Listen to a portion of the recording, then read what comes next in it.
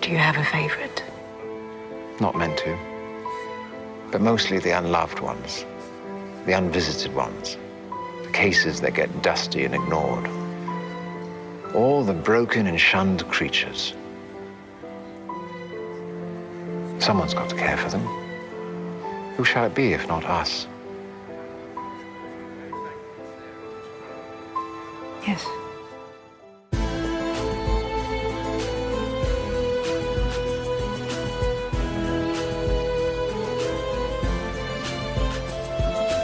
Welcome to Rune Soup, a weekly podcast about magic, culture, and the very best new and old ideas for living in this world. Coming to you from 43 degrees south on a small farm in deepest Tasmania. My name is Gordon, and I shall be your host. This week, we welcome to the show Dr. Christina Oakley Harrington. She is, among other things, a medieval historian, Gardnerian witch, researcher, and public speaker. Christina and I sat down in person last week while I was in London, where she is best known as the proprietor of the world-famous Treadwell's bookshop. So, of course, we talk witchcraft, magic books, and the role of the bookstore in the 21st century. Enjoy. Christina, thank you for your time. It's lovely to be here. It's lovely to be specifically here. Where are we? We're in Store Street in Bloomsbury, and we're in the basement of Foot's music shop, in the recording studio and the practice room that they've got. It's really nice to be 4 doors down from a famous music store when you're a weird occult bookshop. It feels like a good street in a good neighborhood with tree-lined streets and music. It's good. Yeah, and I think this is the first time I've actually been in a space that's dedicated to recording, because it's like there's no echo. It's wonderful. And it's weird. You feel compelled to whisper, and that's the opposite of what you're supposed to do. Yeah. All right. So with these auspicious surroundings, question the first. Christina, were you a weird kid? I was a very weird kid. I remember being convinced at the age of 6 that if I could just work it out, I could fly. So we lived in this crazy house in of all places, the outskirts of Monrovia, Liberia. My dad was in the UN, and the houses there have these really high ceilings, and there was in my bedroom, above this wardrobe, which is very, very high. I worked out if I climbed up very, very dangerously and precariously, I could get to the top of the wardrobe. And I would spend hours on top of the wardrobe, and I told all my classmates and my parents that I flew up there every afternoon. I still low-key think that you could work out how to fly. Yeah, you know what I mean? I think you just should have spent more time up there. I read a book. I'm sure it's because I read a book. It was called No Flying in the House, and it was a little children's book about a girl who could kiss her elbows. Apparently no human being can kiss their elbow, but she could kiss her elbows, and when she kissed her elbows, she could fly. And I couldn't kiss my elbows, but I thought, I am so special and bizarre and weird that I'm sure that if I fake it long enough, I will really fly. So you grew up for a while in West Africa, but you were born... I was born in Chicago. My parents met at university there, and my dad joined the United Nations when I was about 5, and at 6 we moved to Liberia and I was an expat kid after that, and I didn't live in the West until I was almost 15. Yeah, well, one of the questions later on, because I want to talk about places you grew up, is why London then, if you were an expat kid? Do you know what I mean? Like, before you moved to London, I think it was about 15 to go to school? I moved to Albany, New York to go to school. Ah, there you go. Yeah, that makes more sense. Why London? I moved here 1989 when I was 26 or 27, and if you're forced to move every 2.5 to 3.5 years, and then with these little 3-month periods in between, so it increases the number of moves. What it did to me is it just made me determined that if I found a place I loved, I was going to belong there, and nobody's going to take me out. Nobody's going to make me move. Nobody can take that from me. And I've been here since 1989, and nobody's taken me away from here by hook or by crook. I love London, and I love that I've been here 30 years. I love that the city's got to know me. You know, I have a relationship with her, and and it's a long-term relationship. Yeah, sure. I declared my intention very early on. Within my first month of moving here, I made an offering of flowers and said, I please take me. Good. That's the right way to do it. Had you been to London before? Yeah, I'd been to London several times through my childhood and my teens. As you go, if you're going back and forth from Burma, back and forth from Africa, London is a stopover. Right, okay, cool. When I moved here, I hadn't actually been here before, but I know the exact same, you gotta throw yourself upon her mercy and say, let's make this official, lady. Yeah, absolutely, for sure. I think she likes weird kids. Yeah. Cities have always been where weird people go. Cities are where you go, no matter what suburb you're in or what village you're in, anywhere. If you can't make yourself be like the suburb, or like the people in the suburb, or like the people in the village, then you have to go. You have to go to where you can be a weird kid at any age. And cities are where it's always been. Always been there. Yeah. So coming back to childhood, I actually had a couple of friends, well, they're still friends, who grew up as expat UN, in fact, kids in Indonesia. And so it was, they were kind of in an expat world. Was that the same for you? I mean, did you get to encounter Liberia's magical traditions while you were there growing up, or any of that kind of stuff? I did. Being an expat kid is a very strange life in Africa and Asia, because you are so much more privileged than the people you're living next to and adjacent to. And it is a very spoiled life in some ways. But it is, in other ways, absolutely not. My parents are people, and our friends were Liberian, as well as other people in the UN. So the first, I tell this story often, so if anybody's ever heard me on another podcast, I always tell this story, but the first religious ceremony I ever attended my entire life was a transpossession ceremony in the upcountry of Liberia, where it was the girls' coming out ceremony of their initiation and encounter with the forest spirits, and the transition from girlhood to womanhood involves 2 weeks in the bush. And so chicken was slaughtered in front of me. There was drumming, there was dancing, the ancestors came, there was masks, there was all that going on. I was absolutely shit scared. I was shaking. And also, I was the only white kid these kids had ever seen. The year was 1968, 69 maybe, and it was very rural. And people said, of course, they're touching my hair. I'm a little blonde 6-year-old, and they're touching my hair, and there's spirits going on, and there's drumming. And I just clung to my mother's hand. I said, Mum, what is this? And she said, don't be afraid. This is the ancestors. Oh, really? That's cool. Yeah. She didn't say it's a man dressed up dancing. She said it's the ancestors, and it's okay. From memory, your mother had a background in anthropology? She was an amateur anthropologist. Okay, right. I think that she was one of those people. She was curious about belief, worldviews, religion in an anthropological sense of the word.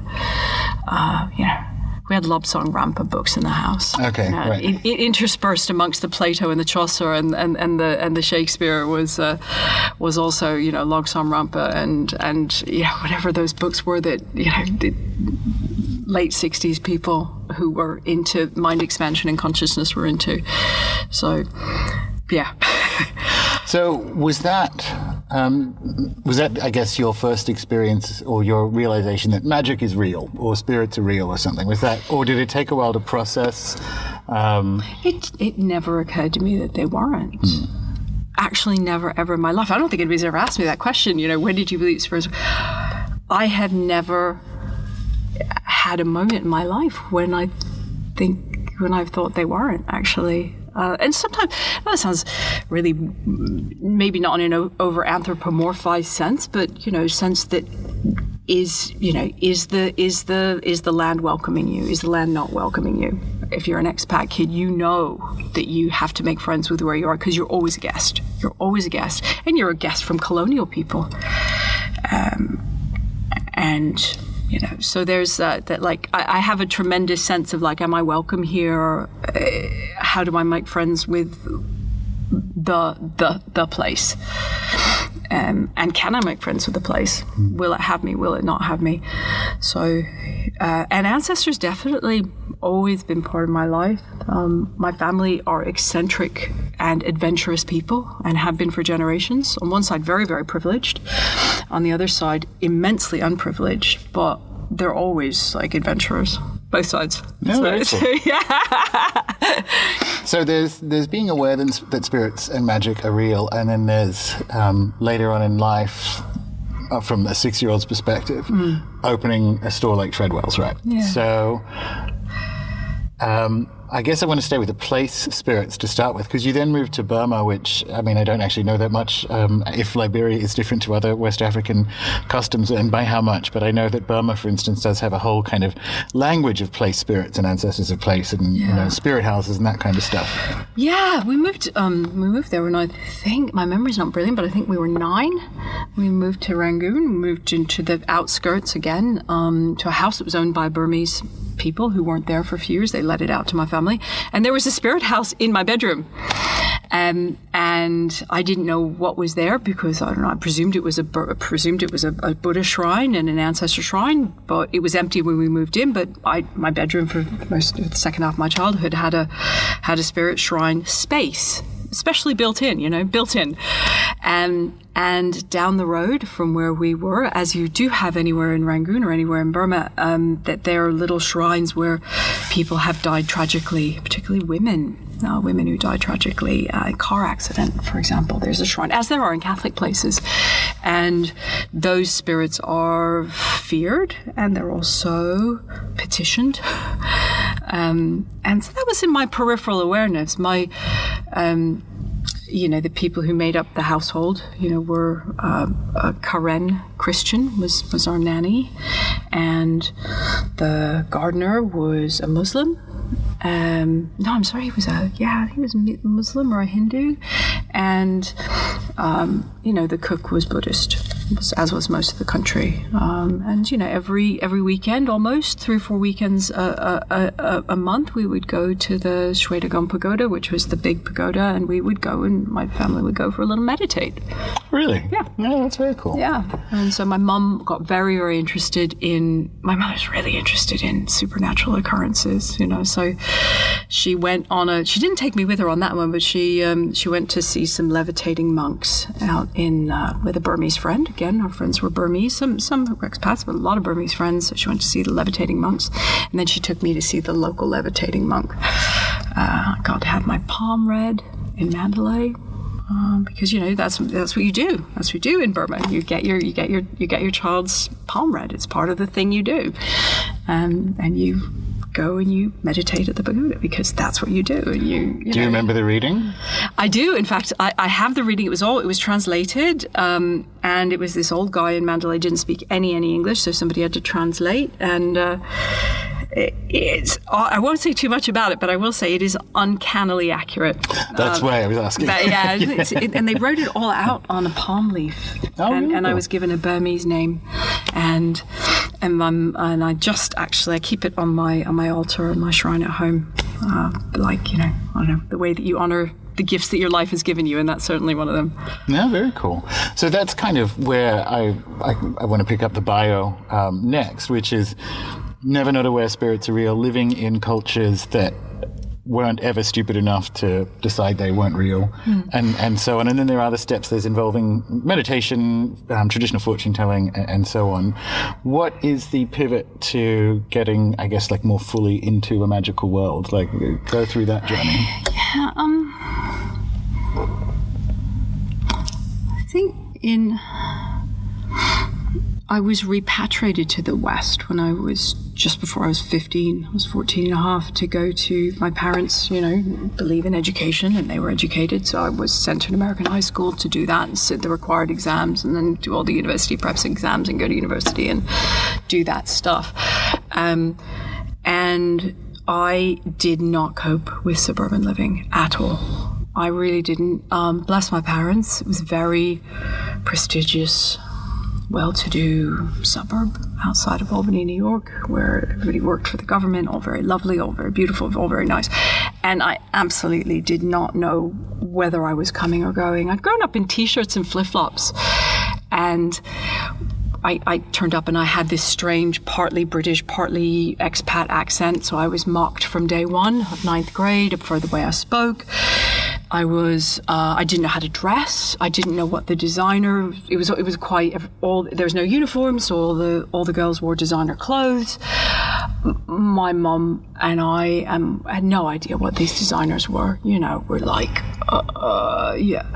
So I was just like, I barely even just I kind of struggled through, and I had a couple friends, which was a mercy, but I just kind of limped through, but I'll tell you, within, I mean, that's not all, my sob story, but, I had an eating disorder within 3 months, and I had a drinking problem before my 16th birthday. I couldn't do it. And I've subsequently discovered that many expat kids, when they are repatriated, do develop addictions and eating disorders and psychological problems. So it's a standard thing. And so I was very, very typical in that way. But I knew and felt at the time that the only thing that was going to save me was some kind of spiritual connection. And I've really had a hard time finding it in suburbia, in American suburbia. Really, I was just... struggled. I really struggled, and I really, really was drowning for some time. And somebody, when I was 23, I sort of struggled through. I struggled in university, had to take some time off again because I was not well. And I was detoxed at 20. And the very, very nice people in my detox said, "We think for you from now on, Diet Coke." Just we think that maybe that way's better for you. And I thought, okay, I will take the writing on the wall. If your pancreas is failing and you're only 20, there's writing on the wall for you. And and it became even more pressing to me after that I needed to have a spiritual life, something that was going to balance me, make me well. And somebody, a guy I met said, I remember I was 23, and he said, you should look at this thing called Wicca. And I thought, typical bloke, we're talking for 7 hours and walking through the streets at night, and you're telling me about basket weaving. You're not hearing me. This is February 1987. I remember the day. And he said, no, not that. I'll send you a book. And he sent me a book. And I stayed up all night reading it. And I thought, yeah, it spoke about connection to nature. It spoke about spirits. It spoke about a way of connecting that was immediate, that I recognized from my childhood, that did not involve a great teacher, guru, savior, which was a worldview that I hadn't realized that I'd bought into. It was like, well, actually, everybody connects, and you can make ceremony based on that, and there is ritual based on that. And I'd grown up very, very familiar with lots of different kinds of ritual, and I had been a guest participant in many different kinds of ritual, from, rural Catholic in the Andes, which is where I spent my early teens in the foothills of the Andes Mountains in Chile, to West Africa, to Burma, okay, so I understand I know that ceremony works for me. I know that ritual works for me, the way yoga works for some people. Like, my back is straight, my eyes are closed. Here we are. Now the spirits come. Now I listen. Now I speak. There is a choreography to ritual that keeps me sane. And so that was where my adult, personal, spiritual, magical life began. And it's worked for me since I was 23 years old, Do you remember the book? Yeah, it was Margot Adler, Drawing Down the Moon. Very cool. Okay. A classic, why not? A classic. It was in 1987. It was a classic, but it wasn't an out of date classic. And I still say the first 3 chapters of that book are they're what I recommend to people still. Oh, I actually have a question about that when we get to the bookstore part of it. So it's super interesting. People who stay with Wicca, and because I know you give talks on Gerald Gardner and how people understood Wicca at the time, and we'll chat about that briefly in a minute. But it's super interesting that I've observed a pattern for people who stay with Wicca. Wicca is the thing that's right for them in the kind of constellation of magic. They keep coming back to that. You don't need an intermediary. That seems to be the thing that for people who stay with Wicca is it. That insight you had of I actually don't need anyone to get in the way of I don't need anyone else's permission to be in ceremony. I've just kind of observed for people who stay with specifically Wicca as a thing. How interesting. Yeah. How interesting. Part of the reason I stayed with it is that I understand apprenticeship. It works for me. I'm a person who is absolutely no good if left on my own. I'm full of ideas and have no focus. Classic ADD person. But if you put me in a structure, I feel calm, I feel focused, I can concentrate, I can grow, I can flourish. Like if you say, oh, Christina, teach yourself medieval history, I couldn't do it. But if you say, okay, here's a university degree, I'm like, okay, what do we do in year 1? Thank you. What do we do in year 2? Thank you. What do we do in year 3? Thank you. Okay. And as long as I've got enough room to be creative within it and do my own interests within that, I appreciate those structures.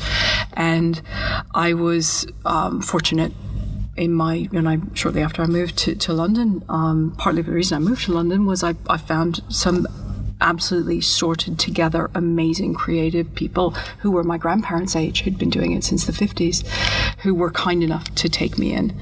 And here's what we do in year 1. Here's what we do in year 2. What do we do? And I'm very dialectic. I'm like, well, what about this and what about that? And I got a lot of Go away and think about that. That's an interesting thought. I want answers. So there was some structure, but there wasn't. It wasn't dogmatic. Right. Okay. So the people you're referring to who'd been involved in, like, I guess, a Gardnerian version of it, because obviously Gardnerian Wicca does in fact have a structure, as you've just talked about. Yeah. So it's like we can give you areas that you can work in and do your own thing. So that, like, I guess it's a personality match for you. It's a personality match, absolutely. I'm not at all evangelical about spiritual paths or religious traditions in any way, because I absolutely believe it's, the shoe has to fit the foot. The shoe absolutely has got to fit the foot. And honestly, in my late teens, I really, really, really wanted to be a Christian, because it would have been so handy, because all you have to do is walk in, people will look after you, they'll be really kind to you, you'll get biscuits and tea, they've got beautiful buildings. If you're in a nice parish or a nice congregation, people are lovely to you. It's caring. There's a sense of community. It's low effort, isn't it? If you're going to be serious, and also if you want to take it to an extreme level, and I am an extreme person. If I'd become a Buddhist, I would be in a mountain in Tibet, honestly. But if I'd become a Christian, I'm sure I would have ended up taking monastic orders, and I would be in some Augustan priory as a nun. To this day, I have this compulsion for a mystical life, but I go to church and I just sit there and I'd be like, these are not my people. This is not my religion. This is absolutely, the shoe is absolutely not fitting. So, when I was in high school, I read Tibetan Book of Living and Dying. And so that triggered that memory for me when you said you tried to be a Christian. I remember reading that, and although I'm not Buddhist or something, what you have in there is some of my pacifist philosophy and reincarnation and all these things. And I'm reading it going, oh, God damn it. Like, it would just be easy. Like, with Christianity, you go, as you say, you go to church, you get the water on you, you don't have to come back, The other thing that I love about Christianity is there's 2,000 years of nuanced mystical writing, beautiful, elevated theology of the tremendous, subtlety, and they built cathedrals. Some of those the most beautiful art that West has produced is produced in that tradition. I mean, it had everything I wanted, except that it didn't fit. It absolutely I couldn't do it. And so is that how you ended up? Because we'll talk about you did medieval history, I did. And it's interesting. It's a bit unfair to say it this way, but what you might typically expect for someone who resonates with, say, Gardnerian Wicca is that they would either pick an earlier period in history, or even a later one, or even go down like a early modern English folklore route. But you kind of went to, and I approve of this because I want to ask you about some of these medieval philosophers. But was it the art that pulled you into this is so good, it's just not, the shoe doesn't fit me? The spaces of medieval churches and the spaces of English parish churches there's something about the architecture and the light that I think crystallizes mystical power. I mean, I could be bullshitting, but that's what it feels like to me. That's what it feels like to me. And I to this day, I will go to an empty church for solace. They are like these nexus. And mind you, I was never abused, belittled, shamed in one of those spaces. So I'm very aware. I come in to them seeing the aesthetics without any baggage. I was not raised Christian. I was raised a universalist, that. So I go in there and I'm having these wonderful experiences. We're all good till the sermon starts, but but because the shoe doesn't fit. But yeah. So the medieval thing, I don't know what it is. It might be some past life thing. I have no idea, but it was so strong. And I maybe it was between the architecture, the art, and the mystics. It absolutely got me. And the symbolism. The medieval art is a language of symbols, and I think in symbols, I dream in symbols, I resonate in symbols, and everywhere I've ever lived in life, this mask symbolizes that. The reason that this, that we bury the cassava at this juncture is because this, and because the cassava is sacred to this goddess and all that. So from my earliest memories, there are things that correspond. So if you give me medieval art, it's like, okay, well, this is Saint so-and-so, and she carries a this because this is her life, and that also refers to that, and you can go mystically into it on a great kind of super tangent of mystical experience with it, applying it to the personal archetypes. I'm like, it fits. It fits my worldview. Yeah, it's the same language, isn't it? So, particularly if you're talking about the Gothic cathedrals, it's a technology for the sort of moral improvement of mankind. So the light and the dimensions are symbols in the same way. And the lower register is the Old Testament, and then above that is the New Testament, and there's the episode in the Old Testament that is seen to be a foreshadowing of the episode in the New Testament, and they're placed directly above one another. You go around the cathedral, and then there's the Wheel of the Year, and it's a cosmological symbol wheel. Yeah, I love it. Okay, let's ask some unfair questions. Saint Teresa or Hildegard? Hildegard, because Hildegard was a thinker, and she was and Hildegard is big, and there she is. She's doing these amazing cosmological paintings. She's got the human being filling up the whole cosmos, and then she's tying it in with astrology. She goes like, oh yeah, if you're ruled by Saturn, you suffer from depression, melancholia, and for that, these are the herbs that cure melancholia because they counterbalance Saturn. And here's my chicken soup for depression. I'm like, how can you not love that? I don't know how she got away with it. She did, medieval women shouldn't do speaking tours. I don't know how she got away with it. Being rich and being from an elite family really helps. Yeah, probably. Yeah, the gender does not stand apart from the other privileges. Yeah, that's true. That's probably not where St. Teresa went wrong, but that was a different mode. How you deal with kind of like unwanted spiritual contact, almost like in a UFO experience, sense with her. Yeah, I think where I lose it with Teresa is that she's not.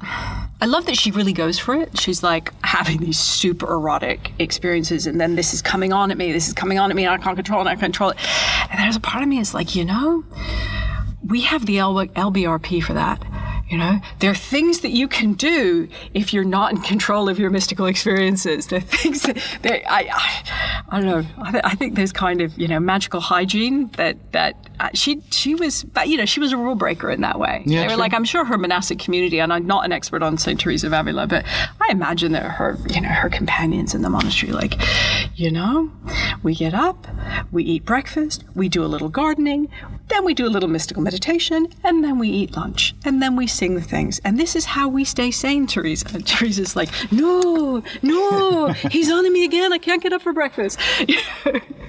That's my impression. I mean, an expert may well correct me, but that's kind of what I see, that there are structures in place so that we don't go bonkers. So it wasn't just that you studied this. You actually you did this as a career before opening the store. Yeah. I was in medieval had to be history. into it quite a bit. Like, what was the decision there? Like, I'm gonna stick with this. I like it enough that I'm gonna teach other people about this. I had tremendous mentors. I had tremendous mentors. I got to say, in universities, there are the most wonderful, amazing people, kind, generous, smart, thoughtful, generous to young people.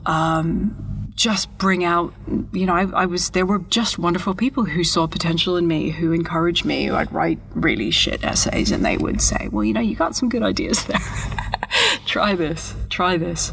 You seem to have an aptitude for this, but, more of this, more of that.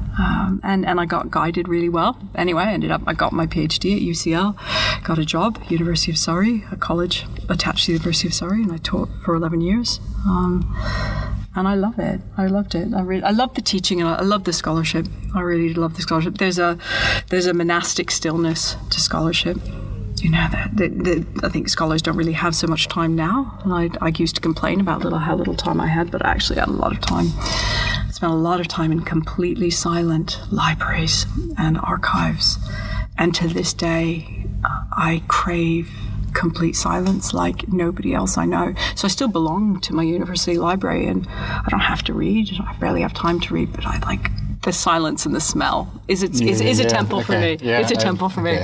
Silence and the smell. Well, there's definitely a past life thing of some description there. If you do medieval philosophy and history and you like the smell of silent libraries. Something's going on there. Umberto Eco, I'm coming for you.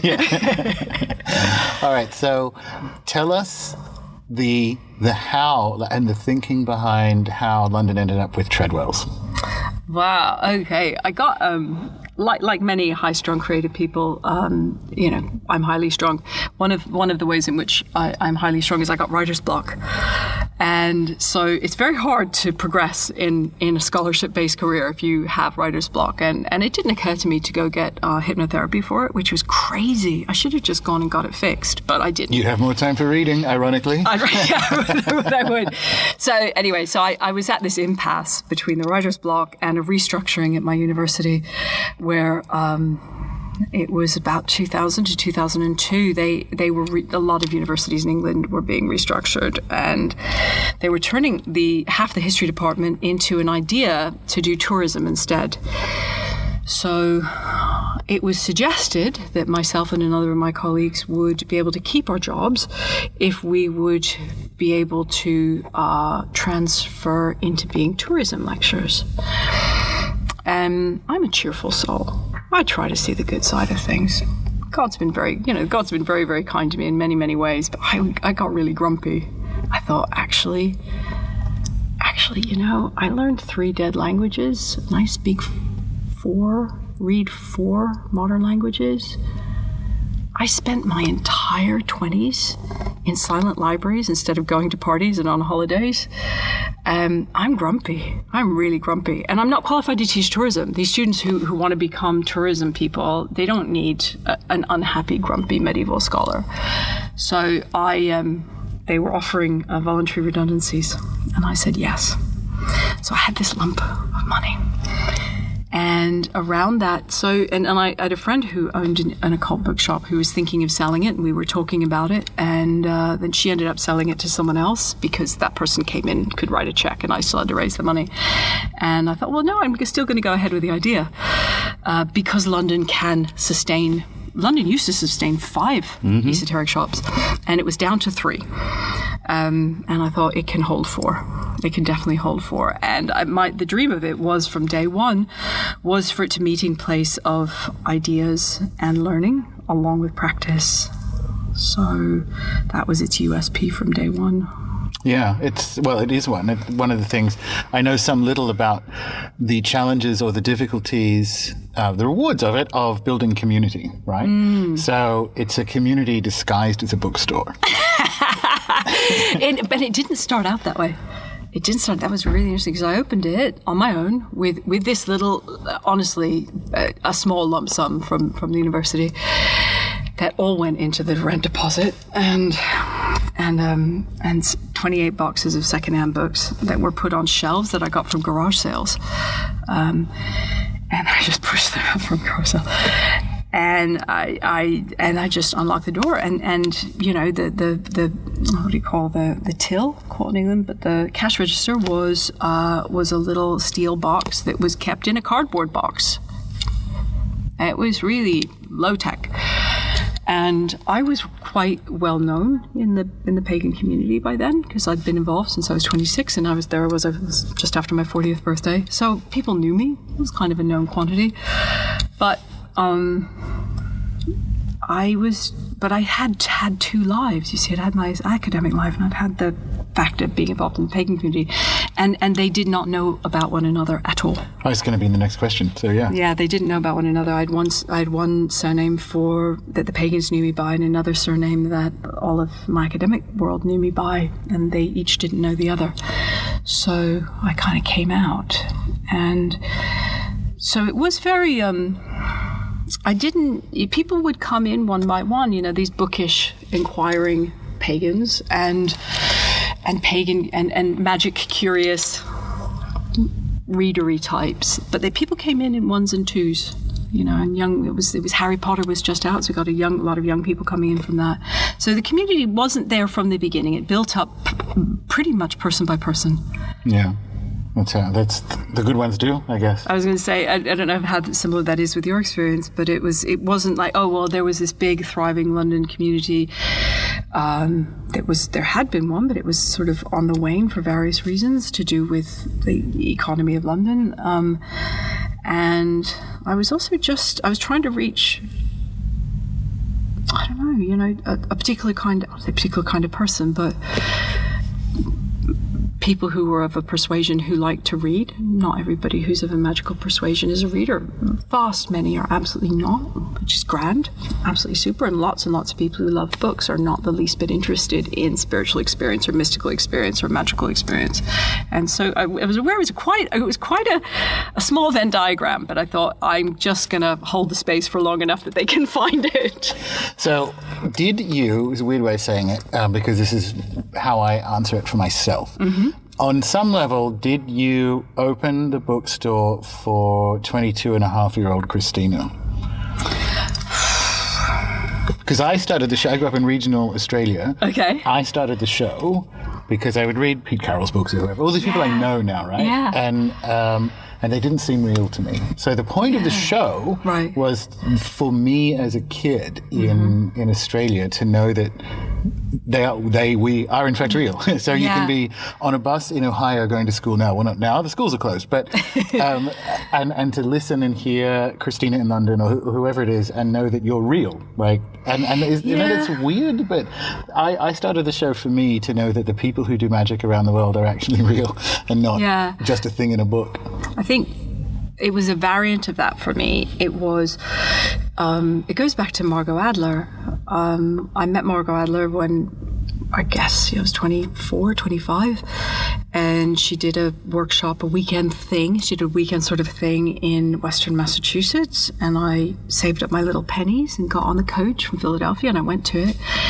And she was warm and smart and funny and wore a baseball cap and was down to earth.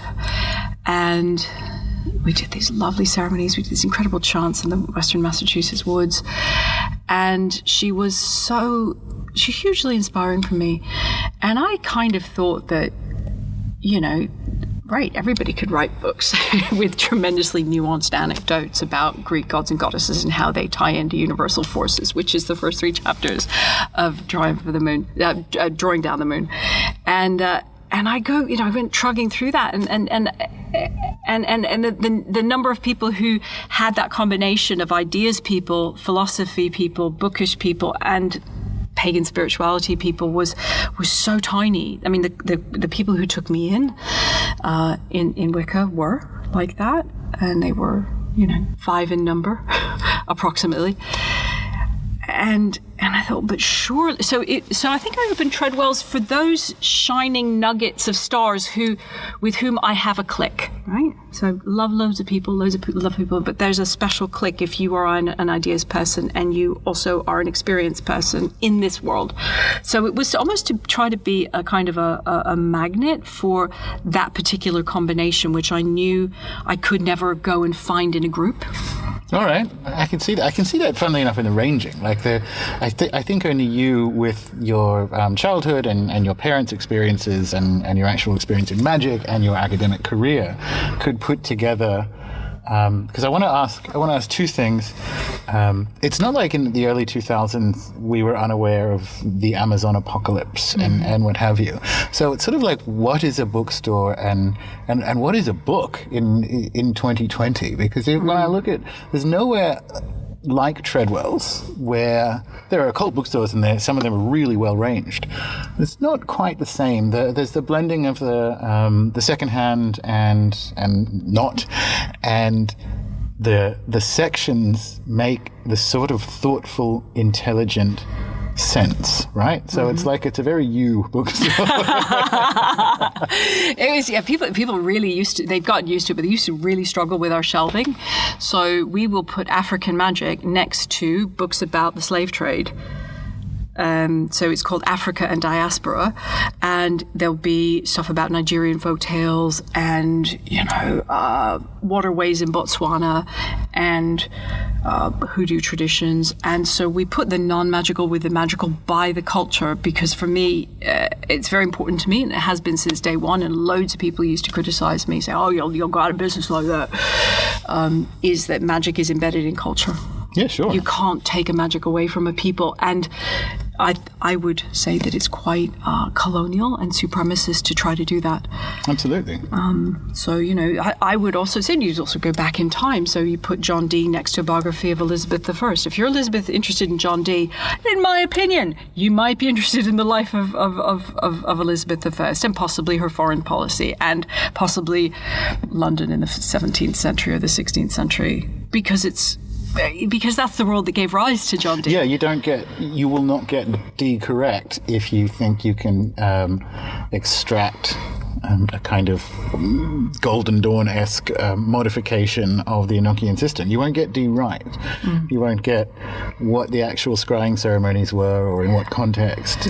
Yeah. So that's what my bookshelves at home are arranged in a way. I was thinking this as I was waiting before we hit record, in a really Treadwellsy way, because I have there will be stuff about Aboriginal spirituality in with just Australian country, biology, landscape, and critical thinking around land and time and Indigenous activism in Australia. So that's like my Australia section. And it makes sense to me. Like that's how they cluster. And it's marvelous, I think, to be looking in a section about, we'll stick with Africa and diaspora, and to see that range, because you do get the if you're there and you have that kind of miraculous book encounter where the right book for you is there at the right time, it's plucked from a sense of coherence. Yeah, this ties back into the animism, that a place has a relationship with a people. The people's relationship with the spirits of that place is going to be their magical and their spiritual and their religious traditions,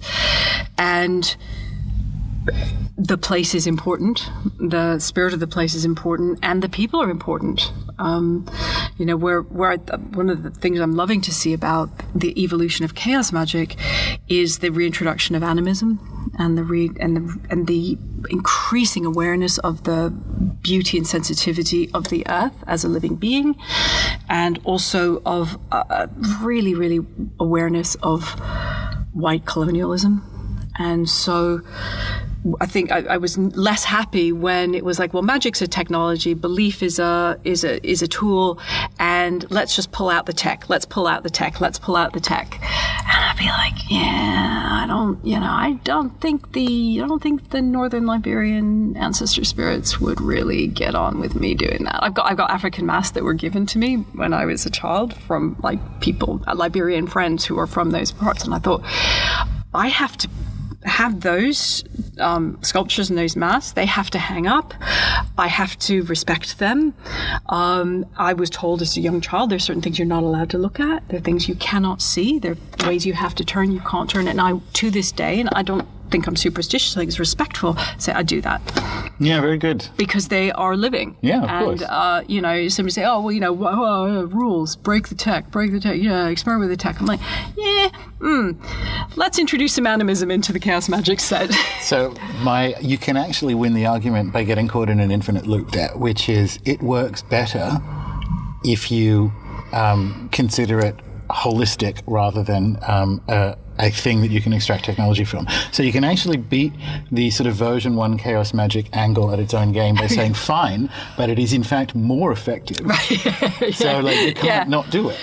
Yeah, that's sure. And I think because I come from a different place, I come from where what drives me is a profound hunger for connection. Yeah. You know, I'm more interested in connection than I am in result. So I'm not the person to really push those arguments. But yeah, if you want connection, you know, the world is reaching back out to us if we'll meet her. Absolutely. Well, on that, in a funny way, is thinking. So our understanding of witchcraft and Gardnerian witchcraft has inevitably changed from how it was. This is an oversimplification, but we'll go with it. How he sort of formulated it, and the people that you who'd been doing Gardnerian Wicca or witchcraft since the 50s. The 50s is fairly soon after his books came out. So were they kind of close? Yeah.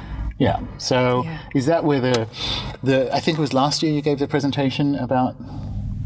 Was that last year in Witchfest about Gardnerian, that was what witchcraft looked like at his time? Yeah, that was, I guess that was November, and now we're in March. Yeah. Okay. So was your first inclination?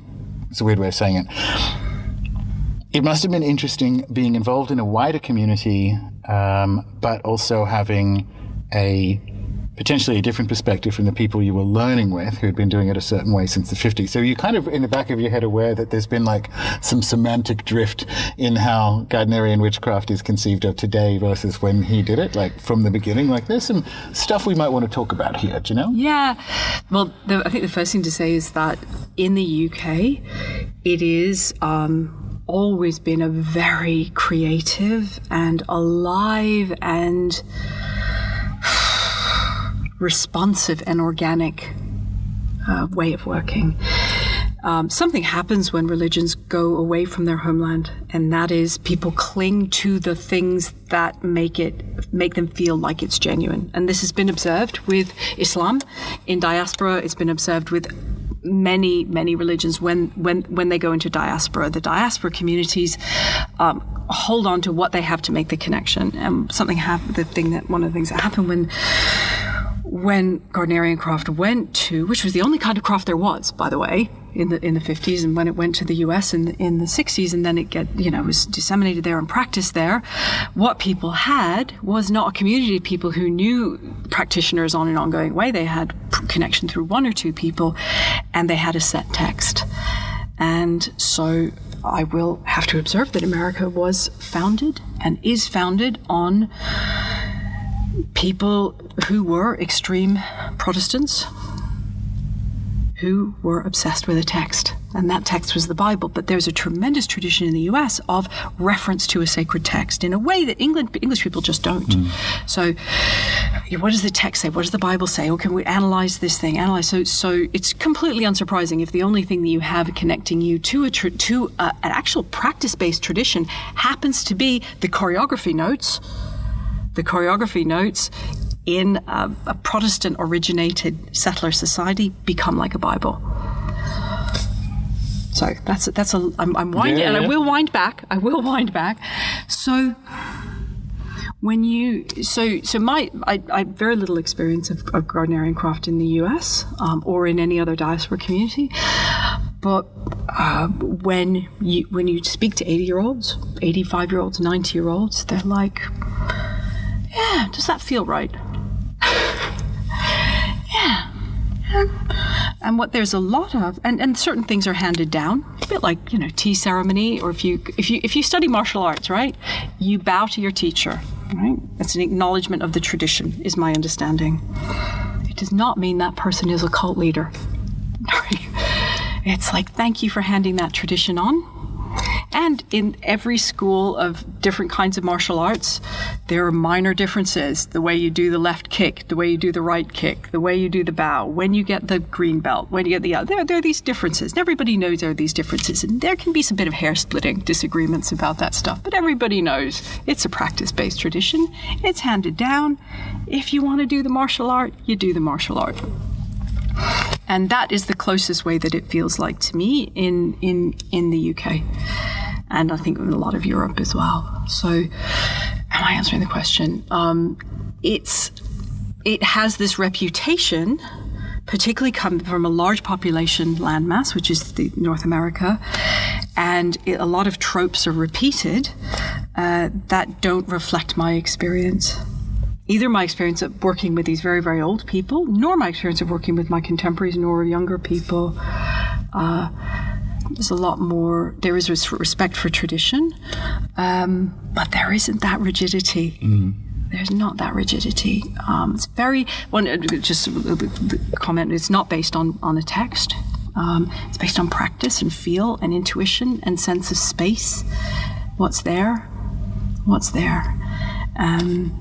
And like a martial arts, there is certain things that are done always the same way, right? And I'm friends with people who do martial arts, and they say, yeah, your body learns the way. And if body learns the way, you do that for 30 years, and I've been doing it for 30 years now, it's amazing. You put me in certain places, in certain poses, in certain things, in certain words, I am in another dimension. I'm actually having a body-induced alternative experience. And when I speak to my martial arts friends, I'm like, okay, you've been doing your thing for 30 years. You got the basic things that you do, and then they're the things that you go off and you try new stuff, and but you come back to these basics. And they said, yeah, the wisdom's in the body. You embed the wisdom. The body itself becomes the keeper of the wisdom. So be true. So there is. Oh yeah, by rote, do things over the same thing over again. What idiots don't know how to be creative? Well, actually. Actually, there's a lot of creativity, and there's also a place for practice that embeds practice in a body. Yeah, absolutely. And to do the same thing from a practice perspective isn't automatically uncreative, particularly if you're getting to, as you're saying, there's kind of the interior states that come with a specific configuration of movements. That's the definition of creative. Yeah. And the other thing, though, also just on top of that, is that English witches have always had an enormous amount of creativity within their rituals. So certain things are done always at the same time, but then there's always a space for tremendous ecstatic release. And the people just going absolutely bonkers wild to a level that I have not seen outside of raves and drumming circles and West Africa. Is just absolutely not what some people's idea of, people, parading up and down, saying, speaking in pseudo-Elizabethan language. How silly is that? You'd have to be an idiot. You'd have to be some sort of dimwit to do that. Because you can't have tradition and have shamanic release and wild ecstatic experience in the same person. Actually, no. See my childhood in West Africa. Exactly. A lot of the people who were dancing, people who were dancing and doing the drumming and the transposition, the ancestor spirit worship. Guess what? It wasn't because they were primitive. Yeah, of course not. Yeah. If so, how? I'm just trying to think about how we phrase. So would it be fair to say, I think you're right, I think the text is overly centered in the US, but the other thing that I think is a peculiarity for the US is to be an unusual religion is a declarative identity statement. The country is sort of formed on that. It's we're going to go over here to be the weirdest Christians possible because you in Europe aren't. And it's always, I found when I first sort of kind of encountered the magical community in the US that was one of the first questions. Is an identity a declarative identity-based one? Oh, I'm a chaos magician, or I'm eclectic Dianic. And I think that's the other side of it. It is the centering of a text, which you get with Mormonism and various Protestantisms. But the country is founded on declaring oneself a kind of religious revolution. Identity, I am a this, I am a that. And I remember when and here it isn't. No. In the UK it is absolutely not.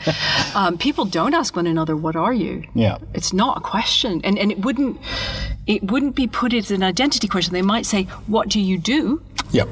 After they know you for 20 years. Yeah. But they're not going to say, what are you? It's not your identity. It's what do you do? Maybe what path do you follow, or what tradition are you in, or what are you interested in, or what are you doing these days, or something like that. But you're so well observed. It's not an identity declaration statement. I am a this. Yeah, I do that. I can tell you what I do, but I don't. Yeah, there's not a culture of declaring yourself a thing. No, and to the point that if you get further into Europe, as you say, you might.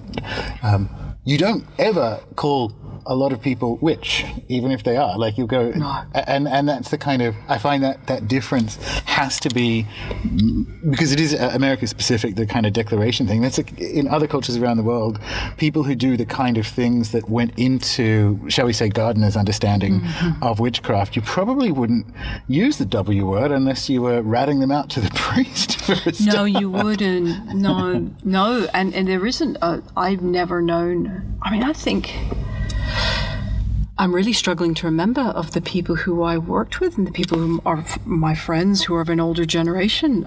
For them, I've never heard them declare. I struggled for them to think of times when they declared it. Pat Crowther did. She said, I am a witch. And that was late, I think that was the 1960s, to just say, like, and she was telling the world, this is what one could look like. Yeah. And I'm going to, that was to the newspapers, but it wasn't declared. Wasn't declared. And one of the things that's a big sort of cultural adjustment for British people going to the US, particularly in our tradition, the Gardnerian tradition is that amongst the older generation, for most of them, it was a secret society. Mm-hmm. Not a society with secrets, a secret society. So it was not to be declared. Yep. That was, and it wasn't, for the people in my corner of things, it wasn't even declared in the pagan community. It was, so-and-so who's so helpful with all the paperwork in the pagan federation. That's how you do it. So-and-so who's always so kind to the young people coming to the open pagan rituals. Absolutely. And it was, what people did on a Saturday night was nobody else's business, and it would be denied if necessary. And that's how it should be. All right, so last couple of questions, or last kind of area to end on, because you have a singularly, you have a unique view on things that are coming up in magical communities because by virtue of Treadwell's being Treadwell. So we mentioned animism. Like, what do you like that's coming up? What are you bullish about in the world of magic and plants, the younger people? Plants and herbs. Excellent. Absolutely plants and herbs. I'm plant crazy at the moment. I'm bonkers crazy. I'm really interested in what people are saying from the ayahuasca and theogenic community. The idea of the plant having a spirit and that spirit speaking and having a nurse, and then I go back to my folklore collections from the 17th and 18th century, and it says, if you're going to pick this plant, if you're going to pick the sage, you have to speak to her and say these words. Oh, Lady Sage, I pick you now. Help me with my thing. I give you honor. And on this day of Saint Agatha, I pick you. And so I pick you in the name of course, it's Christian countries, and then in the name of the Father, Son, and the Holy Ghost. But you mustn't pick the plant without speaking to her that way. Bad things will happen if you do. You just don't. She won't help you. Yeah, that's a really good one, isn't it? It's like the recentering of, and herbalism under-describes it, but it's the recentering of plants where, because I've been doing it a little while myself, there was always herbalists around and people whose path was very plant-centric, but it was a peripheral thing. Mm-hmm. It was not centering in most of more people's praxis than it is now. Mm-hmm. That's a good one, isn't it? Yeah. That's a thing to be optimistic about. I like it. I'm loving it. I'm really, really loving it. I'm crazy about it. Nice. Well, lucky last question, as a matter of fact, because I get this a lot. How do you handle, and you maybe half answered it, the question that I presume you get multiple times a day, I'm new, what should I read? My question is, tell me about you. There is no one-size-fits-all book. There really isn't. There has to be, the right book for me is going to be the wrong book for you. So yeah, it's not a cop-out answer. That's like, so my answer is have engaged conversations. have engaged conversations. If you're interested in all this, but you don't know what this is, browse. Browse. Yeah. You'll find the book for you, but browsing is really essential. Yeah. My answer is a cop-out because, but it's true. My camera switched off. So what I was saying was that I was formed by the bad books that I read just as much as the good books. And yes, I do think particularly in this space there is such a thing as bad books. Like some of them are bad. And I typically would encounter them in remainder bookstores and go, I'll give this a shot. It's going to cost £2.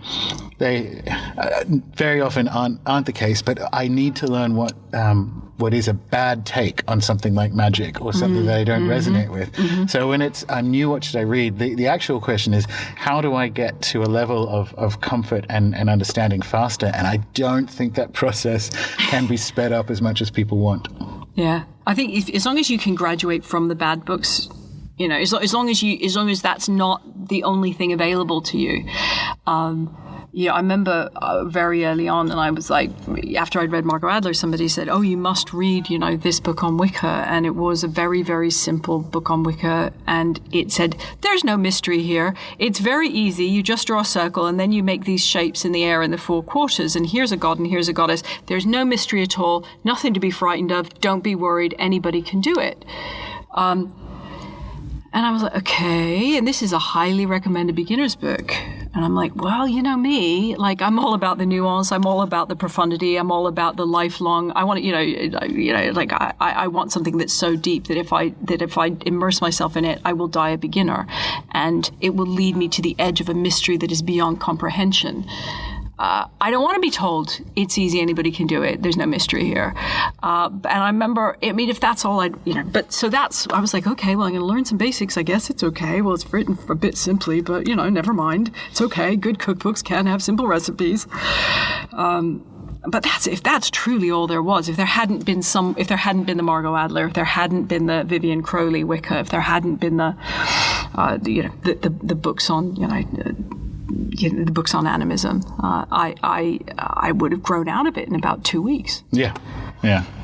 Well, all right. Speaking of books, where do people go now if they want to know more about yourself or Treadwell's and so on, all that kind of information? There's going to be a Treadwell's Herb book coming out, written by me over the past 2 years, spending lots and lots of time in the archives and old libraries of people who collected herb folklore. Nothing about how to get rid of gout or bad eyes or ague, or quarantine fevers. And there's no medical herbalism in it at all.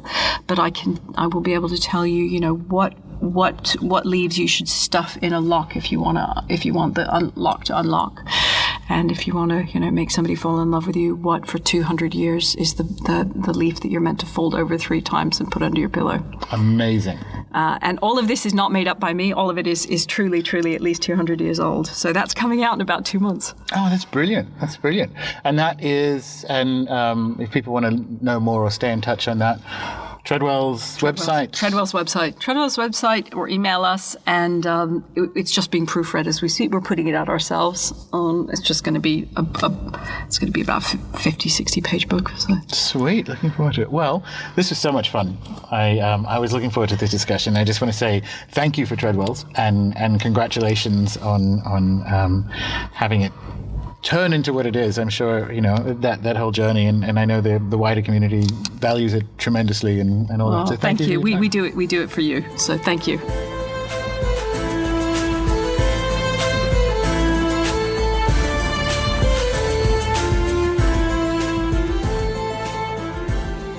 Great chat. The in-person ones always have a special energy. Christina and I recorded this discussion the afternoon before I spoke at Treadwell's, which was less than a week ago as I record this outro. And a lot can happen in a week, as, everyone listening to this is no doubt experiencing. In the case of Treadwell's, not only is it an independent bookshop and small business in an industry with already very tight margins, it's also a local employer. It also has an extensive range of magic books and supplies, a really good tarot card selection, all that kind of stuff. Plus, they deliver internationally, so please do check them out and show them some support, as well as local businesses in your area, of course, at this point in time.